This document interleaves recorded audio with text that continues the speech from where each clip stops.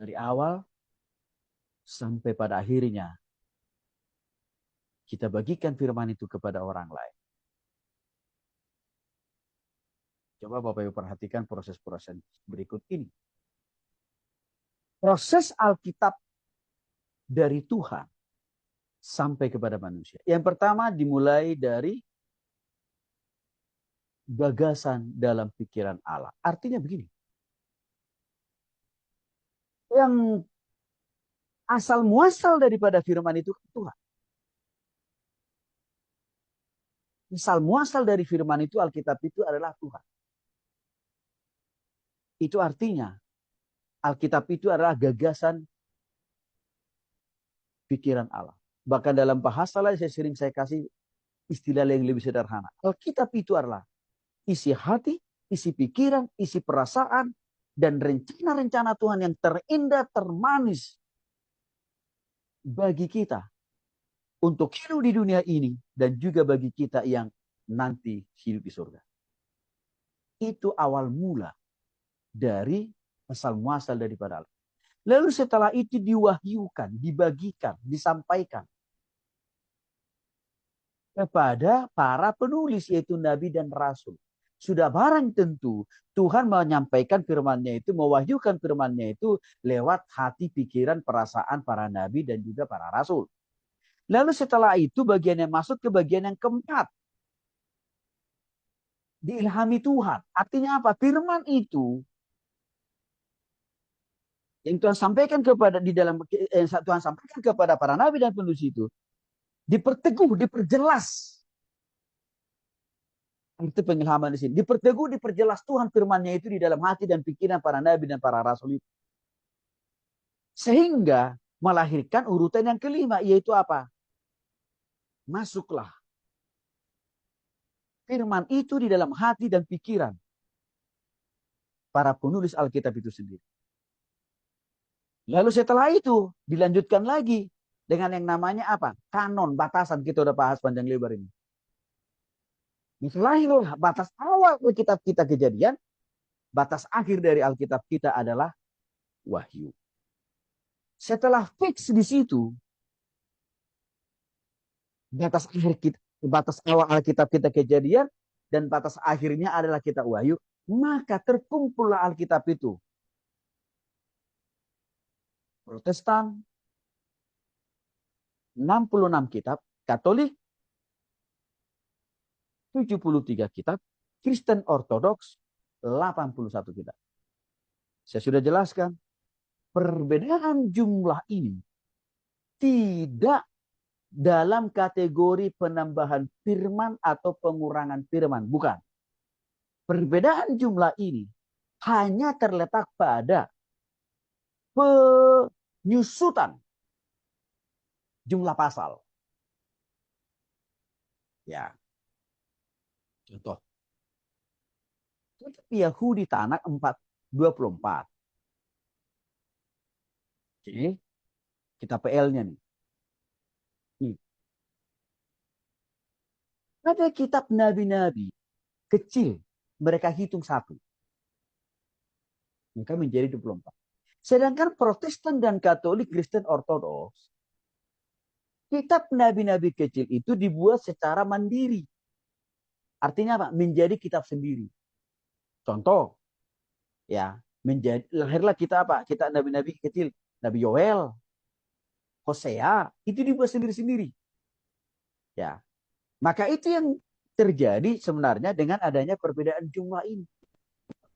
Lalu berikutnya, kita apokrif. Kalau di Katolik itu ada 7. Kurang lebih. Di Kristen Ortodoks ada kurang lebih 10-an. Kitab apokrif itu munculnya di sela-sela jeda waktu antara PL dan PB. Artinya apa? Kita apokrif itu masih di dalam kitab PL dan PB, bukan di luar kitab Wahyu. Bukan juga di luar dari kitab Perjanjian Lama, enggak, masih di dalam kok. Konteks itu yang membedakan jumlah. di sini. Ya, jadi jangan kita pakai perbedaan jumlah di sini ya menjadi debat kusir ya di antara sesama kita. Wah, ini mengurangi, yang ini menambah. Enggak. Karena posisi kita apokrif tadi saya katakan tadi khususnya ya, itu masih di dalam Alkitab PL dan PB. Sekalipun ada perbedaan pandangan, ya Protestan misalkan, tidak menjadikan kitab kita apokrif itu sejajar dengan kitab-kitab PL dan PB. Tapi diterima juga sebagai sumber sejarah yang perlu dibaca. Kan gitu. Nah sedangkan Katolik dan Ortodoks, mereka melihat bahwa di dalam kitab apokrif itu ada yang penting juga pesan-pesan Tuhan di situ. Nah itu harus kita pahami itu ya. Nah setelah terkumpul ya jumlah kitab dari PL sampai dengan PB itu, maka Bapak Ibu coba lihat. Masuk ke tingkat yang ke-8, dikritisi loh. Artinya apa? Alkitab itu juga masih terbuka kok. Dikritik, disorot, dituduh, dikurangi, ditambah gitu. Anti Alkitab kritik terhadap kritik. Beda dengan kitab suci agama lain. Ya, baru ditanya aja, belum mengkritik loh. Udah langsung penjara. Tapi kalau Alkitab kita enggak. Artinya sudah banyak dulu Bapak Ibu. Ya, ajaran-ajaran sesat yang mau coba mengkritik, mengubah isi esensial kitab kita.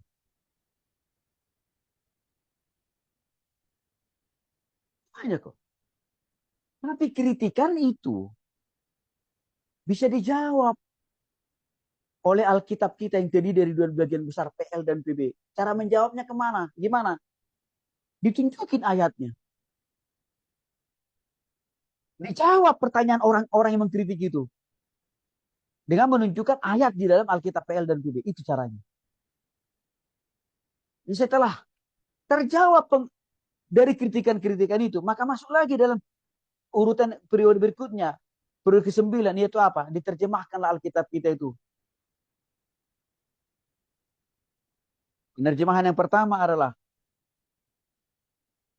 ke dalam bahasa Yunani. Dan juga ke dalam bahasa Ibrani modern. Bapak Ibu, penerjemahan Alkitab pertama ini diawali waktu orang Israel merantau di luar Yerusalem kan. Karena mereka tidak lagi bisa memakai bahasa Ibrani di kampung kan mereka sudah di kampung orang. Kalau udah merantau kan artinya apa? Berarti mereka harus pakai bahasa orang. Dan bahasa tempat perantauan mereka waktu itu adalah mayoritas pakai bahasa Yunani. Ya. Maka untuk itulah dasar itu dasar pertama sebenarnya penerjemahan Alkitab itu diselenggarakan. Ya, dilakukan ke dalam bahasa Yunani karena kebutuhan orang-orang Israel yang sudah makin hidup menjamur di kota-kota lain, tidak lagi mereka hidup berkumpul di Yerusalem. Dan mereka sudah tersebar ke negara-negara lain, daerah-daerah lain, yang notabene bahasa mereka tidak lagi pakai bahasa Ibrani, tapi pakai bahasa Yunani. Maka diterjemahkanlah Alkitab itu pertama kali dalam bahasa Yunani. Lalu selanjutnya diterjemahkan lagi dalam bahasa Ibrani modern. Lalu selanjutnya, ya diterjemahkan lagi lah Alkitab itu dalam berbagai bahasa bangsa. Ya, bahasa Indonesia, bahasa Inggris, bahasa Melayu di apa tuh? Di Malaysia sana tempatnya Bu Maria, ya. Dan juga bahasa-bahasa negara-negara lain di dunia itu. Makin berkembanglah itu. Lalu setelah itu Bapak Ibu, masuk dalam tahapan yang ke-11. Ya, khususnya mengurututlah, lahirlah Alkitab bahasa Indonesia modern. Ya. Ini khususnya masalah proses penerjemahan. Nanti kita bahas nanti sore. Ya. Nah, tapi khususnya di sini diterjemahkanlah dari setelah masuk dalam bahasa berbagai bahasa bangsa, dari bahasa Yunani dan Ibrani masuk penerjemahan ke dalam berbagai bahasa bangsa kan? Maka masuklah lebih spesifik lagi Alkitab itu diterjemahkan dalam bahasa Indonesia modern. Oke, setelah diterjemahkan Alkitab itu dalam bahasa Indonesia modern, maka masuk di dalam urutan selanjutnya, urutan ke-12. Ditafsirkanlah. Ya, diartikanlah. Ngerti setiap kata, kalimat, pasal, dan ayat dari Alkitab itu. Oleh siapa?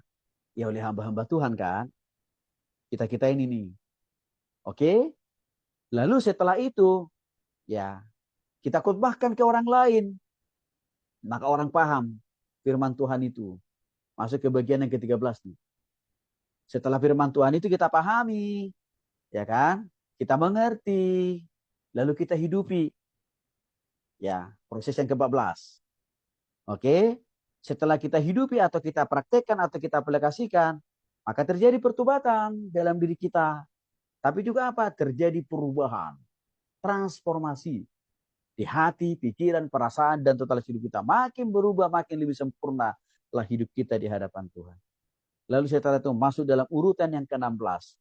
Kita mengkomunikasikan firman itu. Dalam artian kata, kita memberitakan firman itu. Kita memberitakan Injil itu kepada orang lain. Sehingga orang yang mendengarkan firman yang kita sampaikan, orang yang mendengarkan Injil yang kita bagikan, orang yang mendengarkan firman Tuhan yang kita khotbahkan atau kita ajarkan, membuat orang kembali apa? Bertobat pada Kristus, berubah dalam Kristus, dan bahkan juga diberkati oleh Kristus. Jadi Bapak Ibu dikasih oleh Tuhan Yesus Kristus, dalam proses Alkitab pertama kali yang dari Tuhan itu sampai kepada manusia, ada 17 prosesnya. Ya, ada 17 prosesnya. Ada 17 tahapannya. Ya. Sehingga saya katakan tadi, Bapak Ibu, bagian kita sekarang, jadi sebenarnya ke-17 proses inilah ya yang 50% kita sudah bahas. Di 17 proses ini. Ini kita bahas ini. Di dalam teologi biblika perjanjian lama. Udah kita bahas 17 proses ini. 50%. 50% yang nanti proses ini akan kita bahas hubungannya dengan teologi biblika PB. Ya akan kita mulai minggu depan. Kiranya ini memberikan pemahaman dan pengertian yang lebih luas bagi kita. Jadi Bapak Ibu, ya ini sebenarnya Bapak Ibu tinggal jelaskan, tinggal bagikan kepada orang-orang yang Bapak Ibu layak. Ya. Nah, saya kira itu saja. Tuhan Yesus memberkati.